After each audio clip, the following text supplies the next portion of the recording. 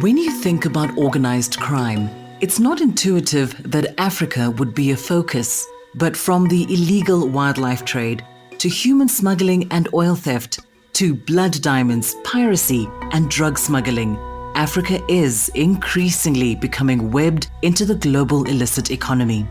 In this new podcast from the Global Initiative Against Transnational Organized Crime, we not only examine the flows of illicit commodities, but also look at the enabling environment that has made Africa vulnerable to the growth of organized crime. With more than 150 members and contacts across the continent, this podcast provides an unparalleled look at the drivers of Africa's illicit economy. In each installment, we focus on a specific region of the continent covered by the GI's observatories. This is the 4th episode of Africa and the Global Illicit Economy. This week, we're in East and Southern Africa.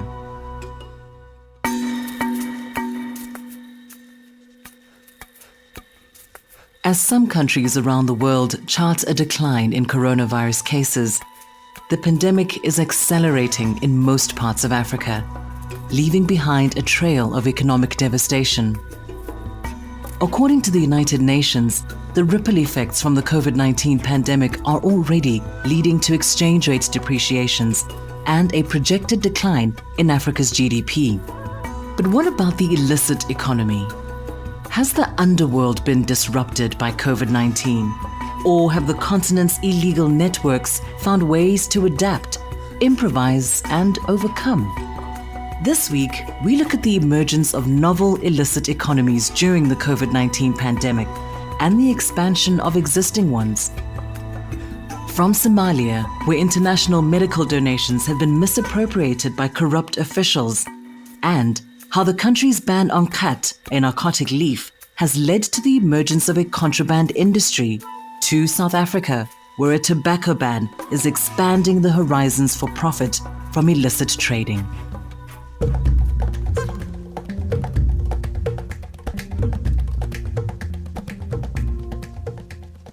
Somalia is one of the least equipped countries in the world to deal with an outbreak of an infectious disease.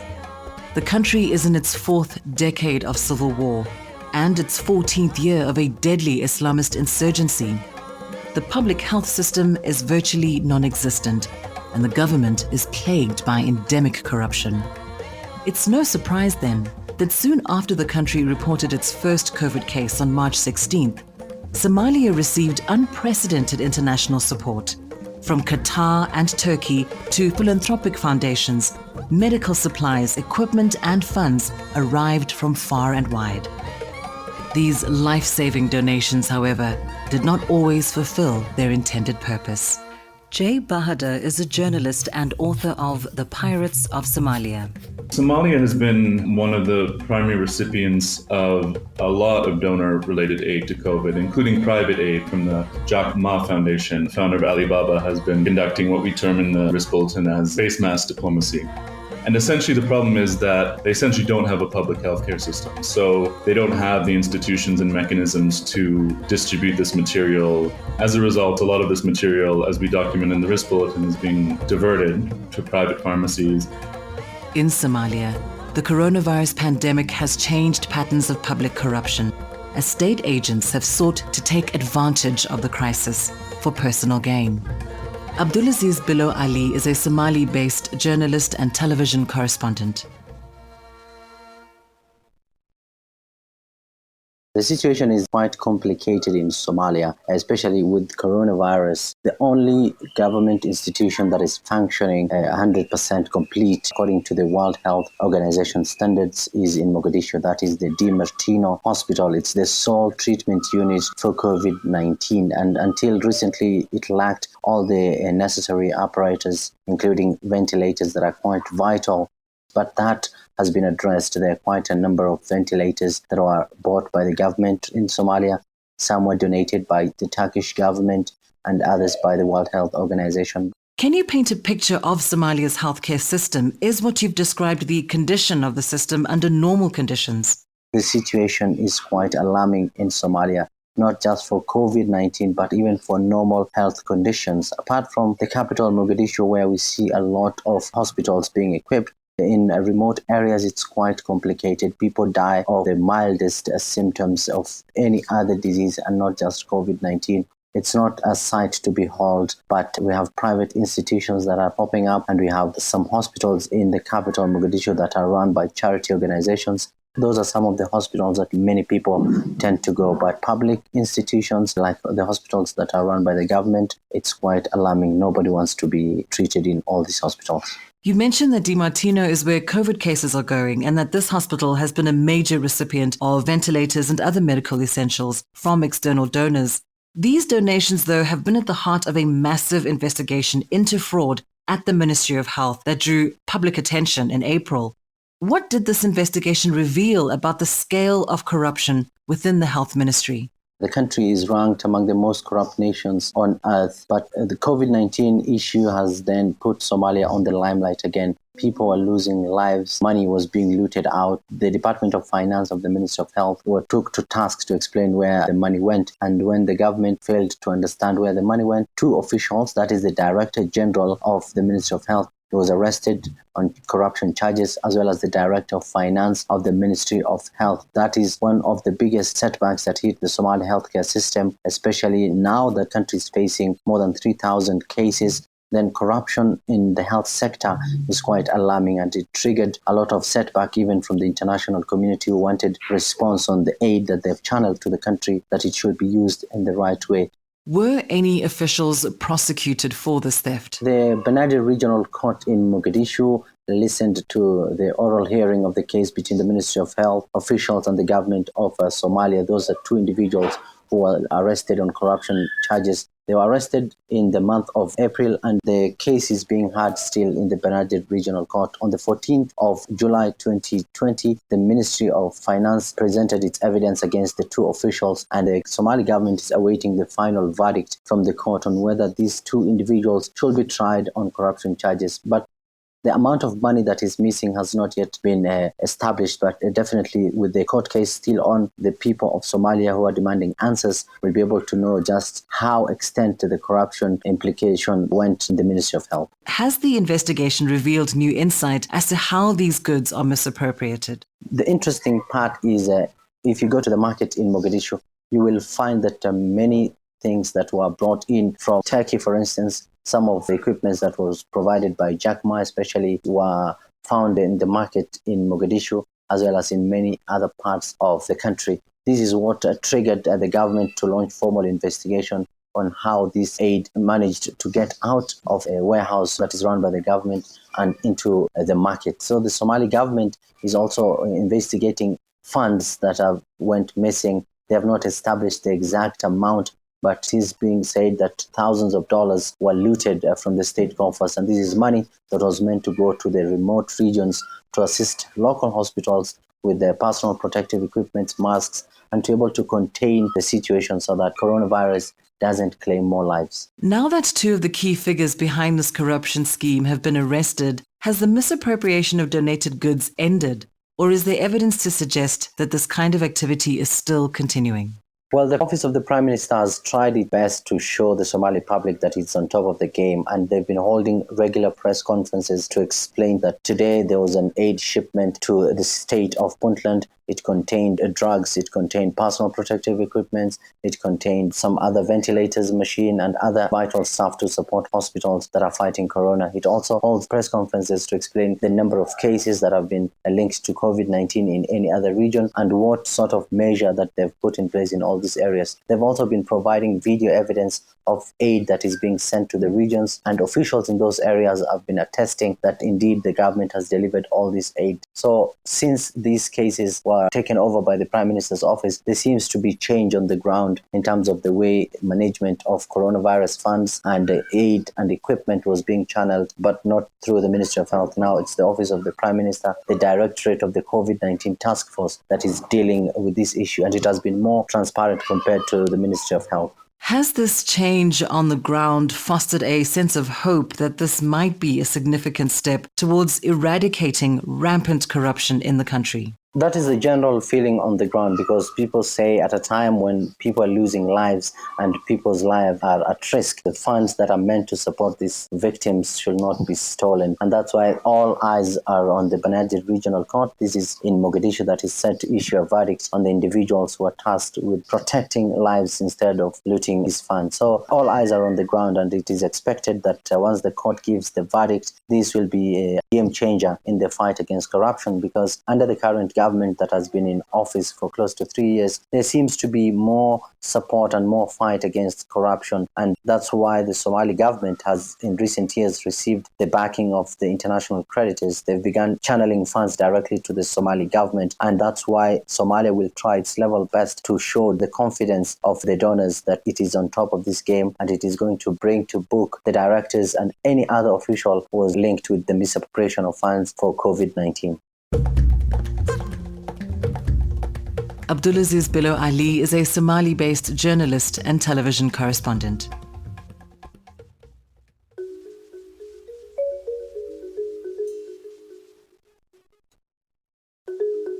In Somalia, before the coronavirus pandemic, it was not uncommon to see groups of men casually chewing the leaves of a red-stemmed plant. Khat, as it's known in Somalia, is chewed for its narcotic effects by about 70% of the country's adult male population. But as COVID-19 began to spread around the world, Somalia's federal government shut down its airspace, thus halting imports of the popular plant.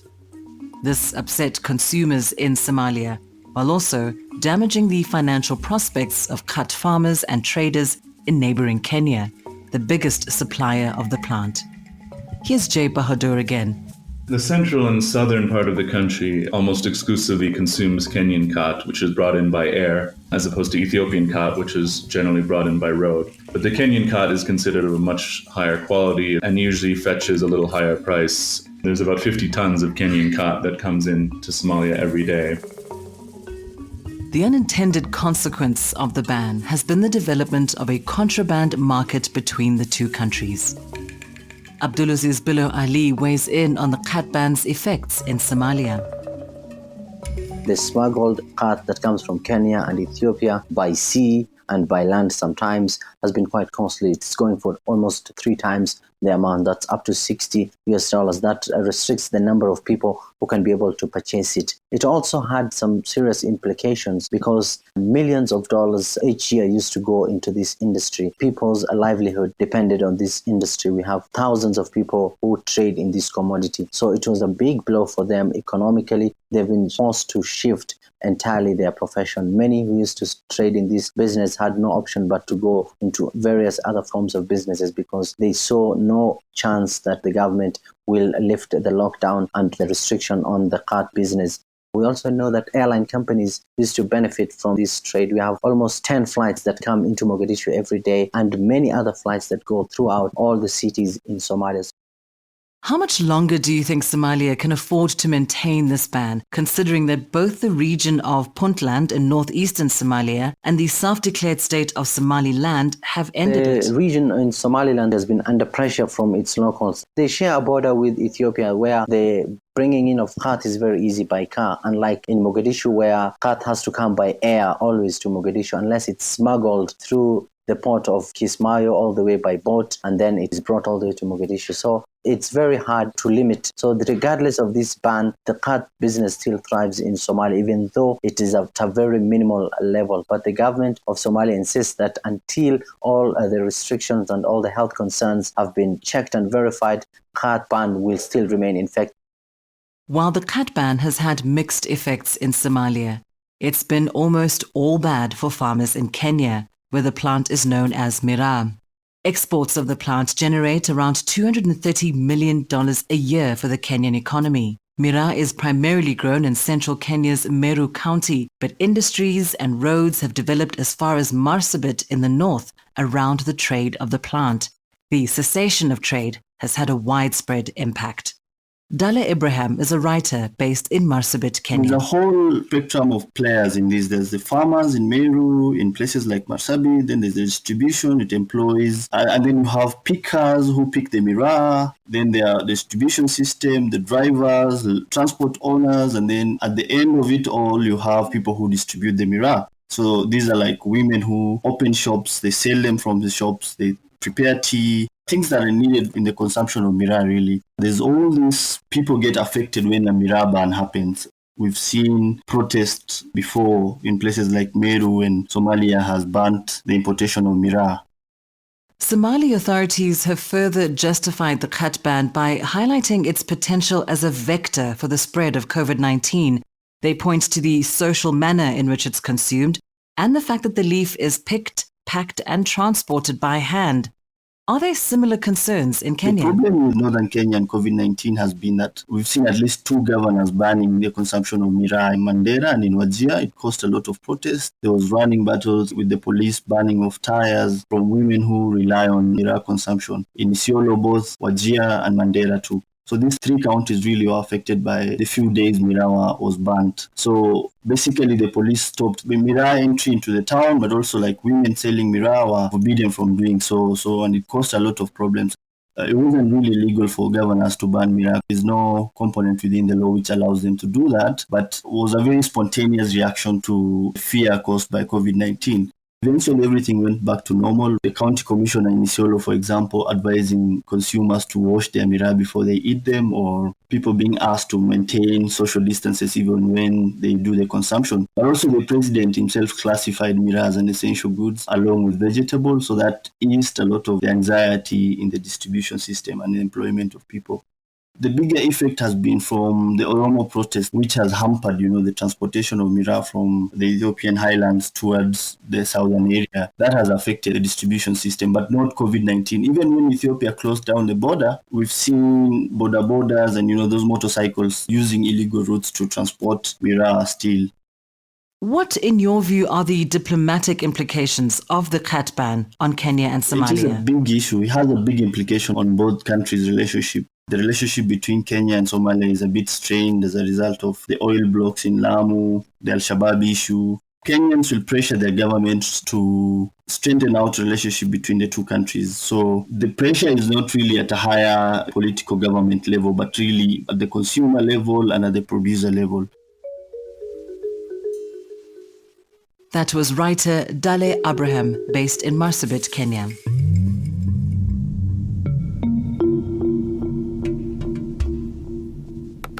In March this year, South Africa adopted some of the harshest restrictions to combat the spread of COVID-19. Among them, a complete ban on tobacco products. The alleged susceptibility of smokers to COVID-19 was cited as the primary rationale for the ban. But even so, smokers are still getting their fix. Let's hear from Jay Bahadur again. It's not surprising that gangs that deal in drugs are also benefiting from the tobacco ban. One gang member we interviewed suggested that cigarettes were actually more profitable than amphetamines now. When you have an illicit market that's been created for a product that's much more widespread and arguably more addictive than most illegal drugs, I think it's not surprising that gangs have got involved. The ban on cigarettes has perversely expanded the market for the illicit economy. Talita Snickers is an illicit trade expert, former tax lawyer for the South African Revenue Services, known as SARS, and author of Dirty Tobacco, Spies, Lies and Mega Profits. Tobacco smuggling goes back a good 4 centuries. When we look at South Africa in particular, around 2013, we know that the prevalence was sitting at around 26% of the market that was illicit. By 2018, the illicit market size was sitting at around 35%. And we saw a 26% reduction in the tax that was declared. What's really concerning is that under the current ban, effectively, 100% of tobacco sales are illicit. Now, we know that traditionally this illicit market in South Africa was largely controlled by tobacco and cigarettes that was being smuggled in from Zimbabwe. But what we see is that increasingly local players are gaining more market share in the illicit market itself.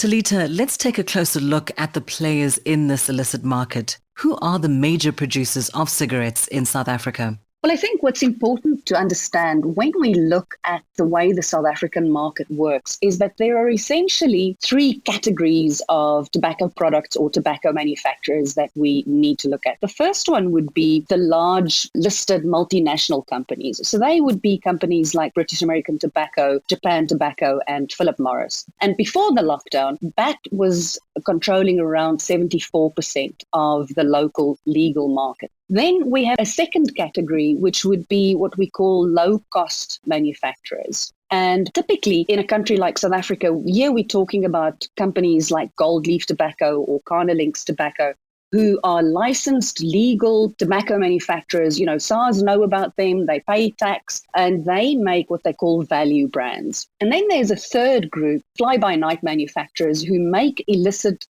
cigarettes specifically for the purpose of supplying the illicit market. Do cigarettes in all three categories end up on the illicit market?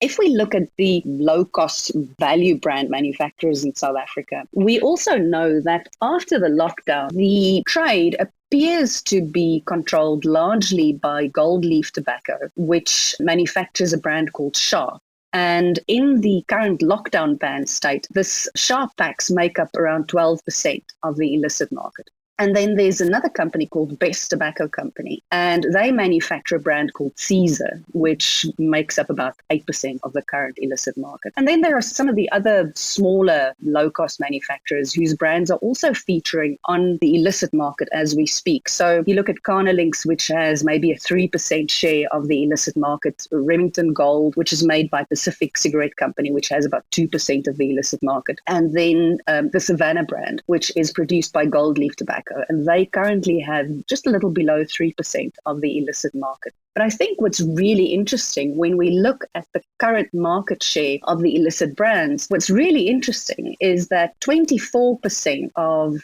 the surveyed smokers indicate that they are still buying BAT-branded cigarette packs. So it's not just the small low-cost manufacturers whose products are ending up on the illicit market. It's very much also the products of the larger multinational companies. Well, the essential subject of your book, Dirty Tobacco, Spies, Lies, and Mega Profits, is that big tobacco firms, these listed legitimate companies, are involved in the smuggling of their own product.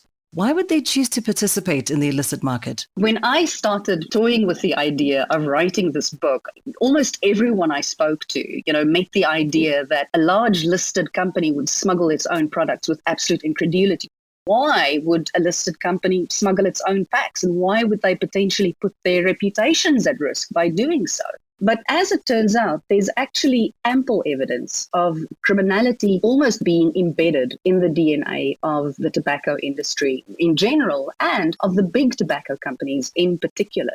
Why would they do it? Well, the first reason is because they make the same amount of profit on an illicit pack as they do on a smuggled pack. So it simply almost effectively doubles the market that they can reach. They can sell their expensive packs to people who can afford it, and they can sell their brands at a cheaper price to people who cannot afford premium brands. And so it effectively simply opens up two markets for them. But also it gives them access to markets that would otherwise be closed to them. So in some countries where smoking is completely forbidden, for instance, there's a very nice BAT document where they note how they distribute cigarettes in black plastic bags because tobacco trade is forbidden in Somalia under Al-Shabaab. Or it could also be that they smuggle because the import duties or the import licenses are so prohibitively expensive that they wouldn't be able to compete with local manufacturers.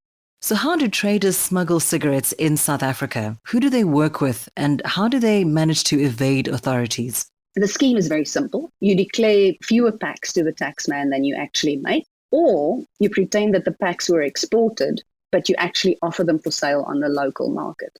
And in a country like South Africa, both of those schemes are really easy to get away with because firstly, SARS actually has relatively poor production control measures at cigarette factories. So we are reliant on the cigarette manufacturers to declare how many cigarettes they produced. Second part of the problem is that SARS and South Africa, between them, have not introduced any form of traceability for cigarette packs. So, for instance, under the Framework Convention on Tobacco Control, SARS is obliged to introduce what we call tax stamps or secure marks onto cigarette packs, so that if you, as a customs officer or a policeman, find a pack on the market, you can actually, firstly, immediately see whether the tax has been paid on that pack or not. And secondly, you can trace a particular pack back to the specific manufacturer that made the pack. SARS has been saying since 2007 that they would introduce these secure marks. To date, that hasn't happened. So that's part of the big reason why tobacco manufacturers get away with it.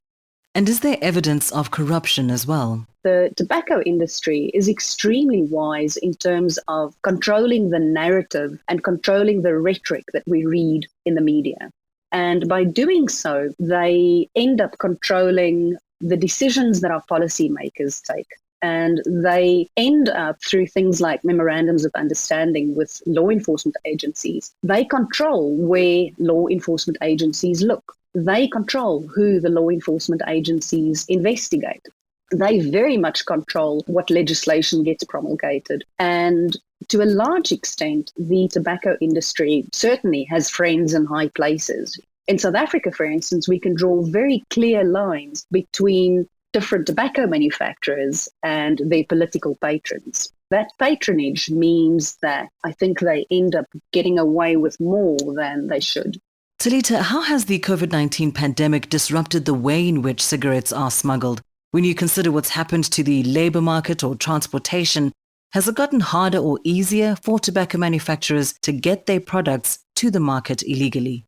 On some level, clearly some changes would have been necessary. But when you trawl through a lot of the industry-generated documents, how a lot of the smuggling or supplying the illicit market was happening was that someone would drive to a cigarette factory in a sedan or maybe in a bakkie or a pickup or something and collect small consignments. That kind of distribution is certainly still happening.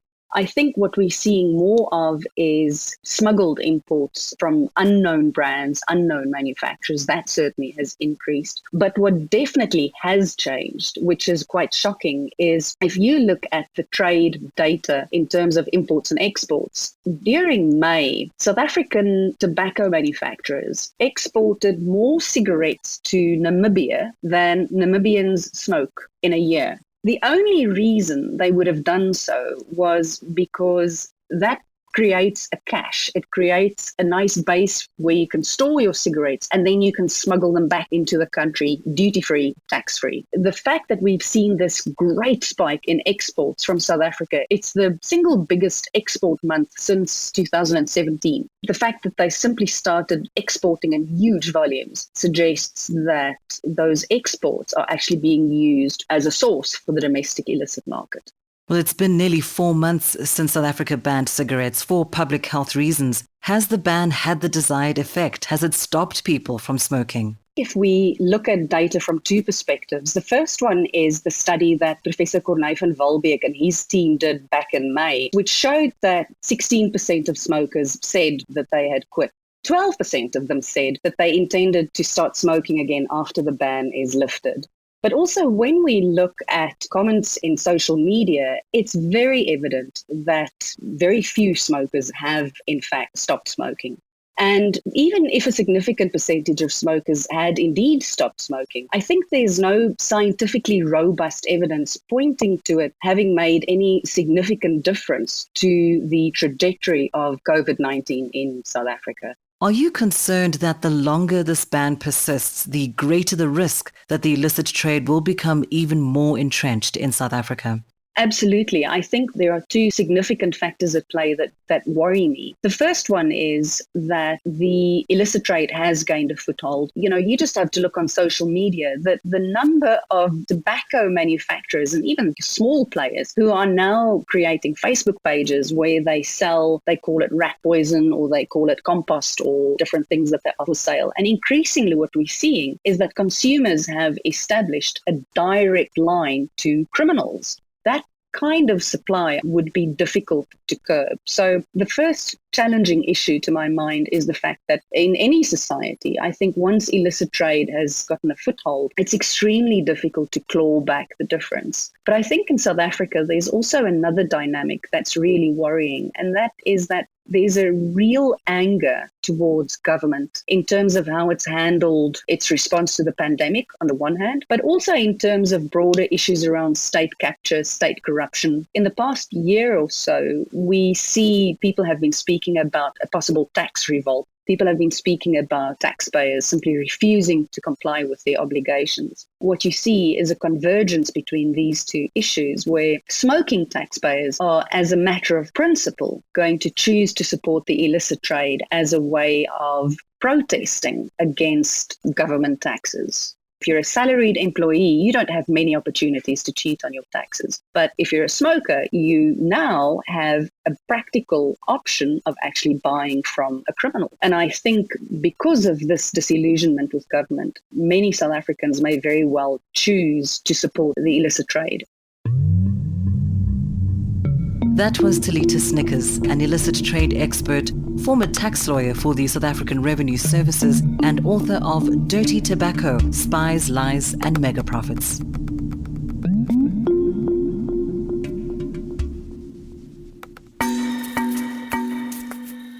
That's it for this episode of Africa and the Global Illicit Economy. A big thank you to Abdulaziz Bilo Ali, Dale Abraham, Talita Snickers, and Jay Bahadur. Next week, we'll be focusing on the illicit economy in North Africa and the Sahel.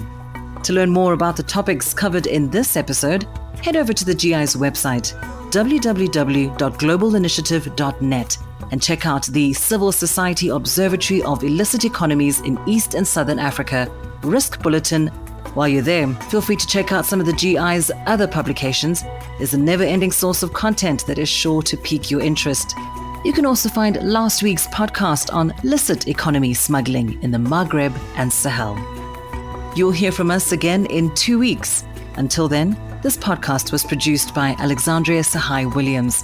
I'm Lindy Mtongana. Thanks for listening. During the 21st century, thousands of criminal assassinations have occurred worldwide. They produce a butterfly effect of trauma locally, nationally, regionally, and globally.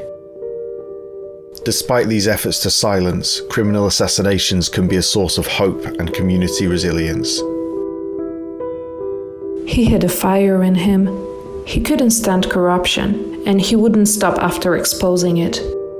She was such a force of nature that when I first met her, I came away a bit shaken, a bit intimidated. He was a very pleasant, modest, and humble person who dreamt about a time when all criminals would pay for their deeds. She taught us the fear paralyzed actions of the people. We will never give up, even if we got killed, even if they murder us. They didn't die. They multiplied. Thousands of brave souls have paid with their lives because they refused to tolerate criminal governance. In 2019, the Global Initiative Against Transnational Organised Crime commissioned approximately 50 profiles of persons assassinated across the world under the Faces of Assassination project.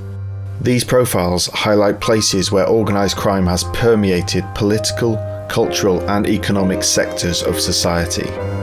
Check out our website and join the campaign.